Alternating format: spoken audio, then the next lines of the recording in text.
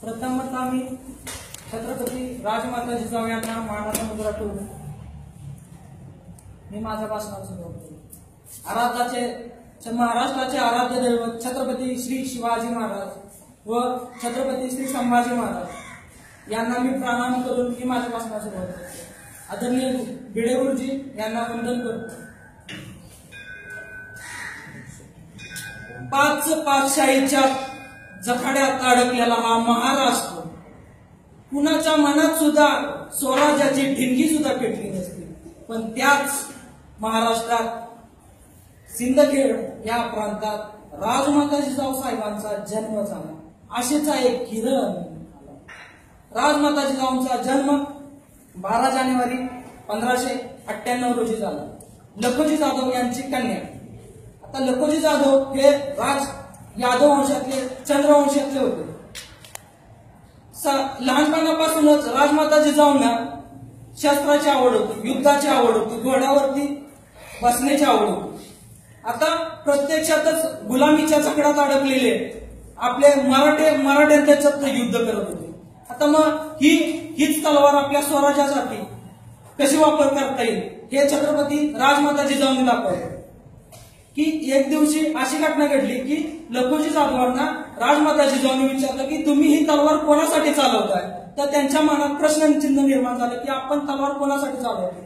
तेव्हा तो खरा प्रश्नाचं उत्तर देऊ शकले नाही, पण पुढे त्यांना असं सांगितण्यात आलं की तुम्ही हे आशेचा किरण आहे, महाराष्ट्रासाठी तुम्ही एक पिढ्यानपिढ्या आदर्श बनून राहा। छत्रपती शिवाजी महाराजांचा जन्म 19 फेब्रुवारी 1630 रोजी झाला आणि छत्रपती शिवरायांच्या मनावरती रामायण, महाभारत, भगवद्गीता यांचे संस्कार झाले।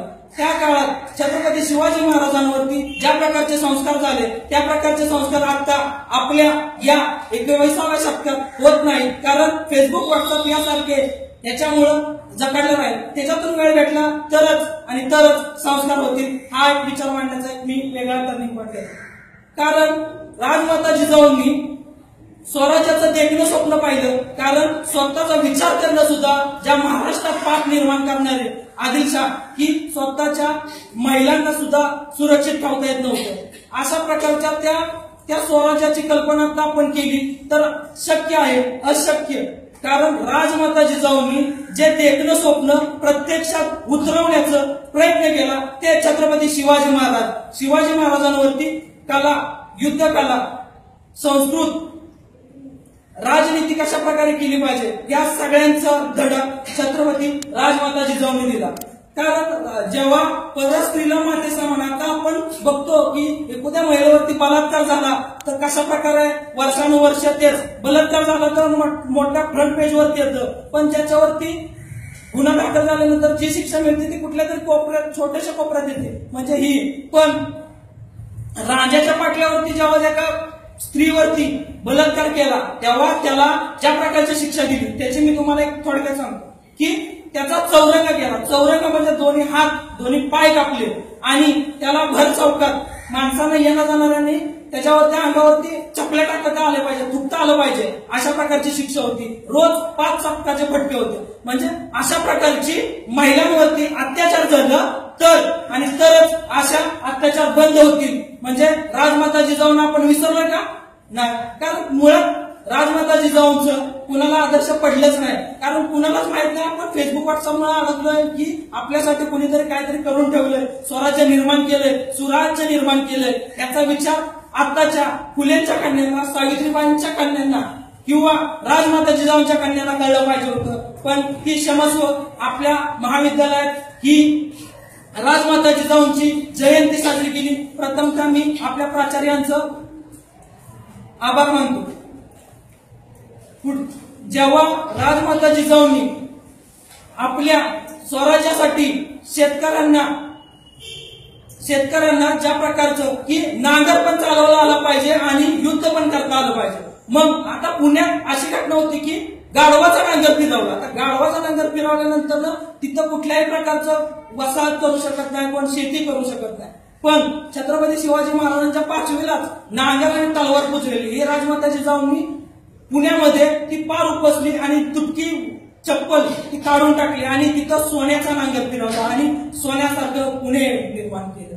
तिथंच त्याच ठिकाणी असं की कोल्या कुत्र्यांनी थैमान मांडलेलं आणि राजमाता जिजाऊंनी फरमान सोडलं की जो कोल्याचा कान कापून आणल त्याला सोन्याचं कडं मिळणार. त्याच्यामुळं स्वराज्यात सगळी माणसं जमा होऊ लागली. जमा होता होता होता एक प्रत्येक व्यक्ती कोल्याचा कान कापून येऊ लागला आणि त्याच्यामुळे स्वराज्यात संघटन निर्माण होऊ लागले. वारकऱ्यांना कुठल्याही प्रकारचा धार्मिक सण करता येत नव्हता. वारकरी आणि धारकरी आणि गावकरी यांना कसल्याही प्रकारचं स्वतंत्र नव्हतं. त्याच आणि त्याच्यातच विठ्ठल माऊलीचं दर्शन घेण्यासाठी राजमाता जिजाऊंनी वारकऱ्यांना धारकऱ्यांची सुरक्षा करण्यासाठी दिलं. हे अशा अनेक प्रकारचे जेव्हा अफजल खान सुद्धा आला तेव्हा छत्रपती शिवरायांना जेव्हा अफजल खान विजापूरवरून इकडं वाईमध्ये आला तेव्हा राजमाता जिजाऊ स्वतः प्रत्यक्षात भेटायला गेले की आमच्या बाळराजांना तुम्ही भेटायला या.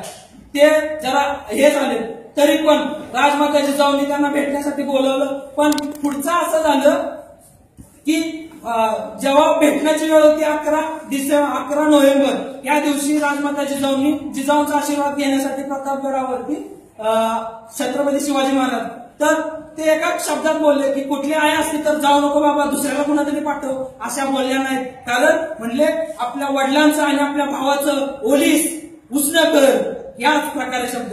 आणि जो प्रकार घडला तो तुम्हाला माहितीच की अफजल खानाचा कोथळा काढला आणि अशा प्रकारे. पण तिथं पण वैर संपलं. पण वर मेल्यानंतर जे वैर संपतं तिथं त्यांची समाधी मांडली. ह्याच पुढे छत्रपती शिवाजी महाराजांची देखणं स्वप्न जे स्वराज्य निर्माण करायचं होतं, राज्याभिषेक सोहळा हे राजमाता जिजाऊंनी प्रत्यक्षात डोळ्याने अवलंबला. ते सुवर्ण युग पाहिलं. छत्रपती शिवाजी महाराज जेव्हा आग्र्याच्या भेटीला गेलेले ते सुद्धा राजमाता जिजाऊंनी कशा प्रकारे स्वराज्य करावं हे दाखवलं की जे 2 ते 3 महिने आग्र्यामध्ये होते तर इथं कशा प्रकारे स्वराज्य चालेल, कशा प्रकारे शासन चालेल, हा प्रकारचं सर्व प्रकारचं राजमाता जिजाऊंनी त्याच्यावरती प्रशासन चालू ठेवलं. आता राजमाता जिजाऊंनी अजून एक केलं की सती कायदा बंद केला त्या काळात. हे कुठं नाही की मी जो वाचलाय तो मदन पाटील नावांच्या पुस्तकात तो उल्लेख आहे की राजमाता जिजाऊंनी सती ही पद्धत बंद केली की ज्या प्रकारे ज्या स्वराज्यासाठी तिचा नवरा स्वराज्यासाठी मरण पावतो किंवा वीर होतो आणि त्याच महिलेनं सुद्धा स्वराज्यासाठीच आपल्या पतीसाठीच सती जायचं ह्या कुठला न्याय. म्हणून राजमाता जिजाऊंनी सती बंद केली. आता राजमाता जिजाऊ इथपर्यंत संपलं नाही. पण आता आपण ह्या युगात राजमाता जिजाऊ आहेत का? आता प्रत्यक्षात जिजाऊच पोटात मारली जाते तर जिजाऊ कशी निर्माण होणार हा मोठा प्रश्न आपल्यात निर्माण. नकोशी म्हणून आपण तिला नकोशी करून टाकलं.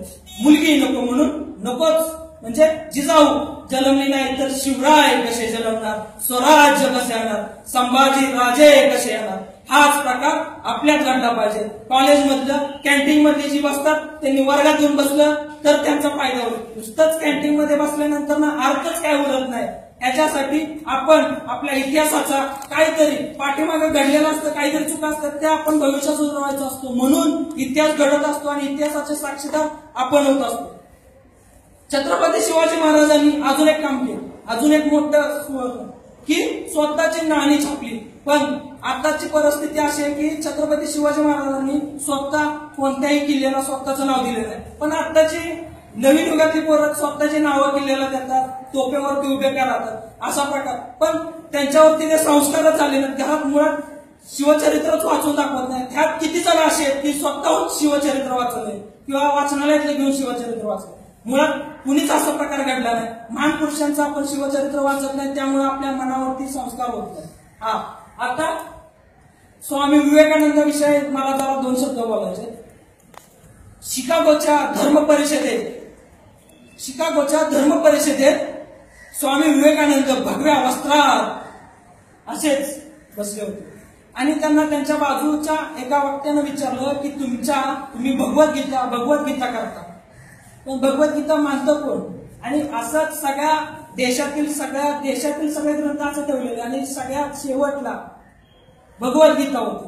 तर स्वामी विवेकानंदांनी एकदम सोप्या भाषेत त्यांना उत्तर दिलं की जर काही भगवद्गीता मी माझ्या साईडला ओढली तर सर्व ग्रंथ खाली पडतील. म्हणून भगवद्गीता किंवा हिंदू ग्रंथ हे सर्व जगाचा पाया आहे, सर्वात जगाचा. म्हणून स्वामी विवेकानंदांना युवांची दिशा कशी आहे त्यांचा पण विचार आपण आत्मसात केला पाहिजे. म्हणून प्रथमतः आपल्या कॉलेजमध्ये की ही सगळी मुलं आपण इतिहासाचं आहे की पहिली राजमाता जिजाऊ जयंती आणि स्वामी विवेकानंद यांची जयंती युवा दिन हा साजरा करतो. याचा आपण साक्षीदार झालो.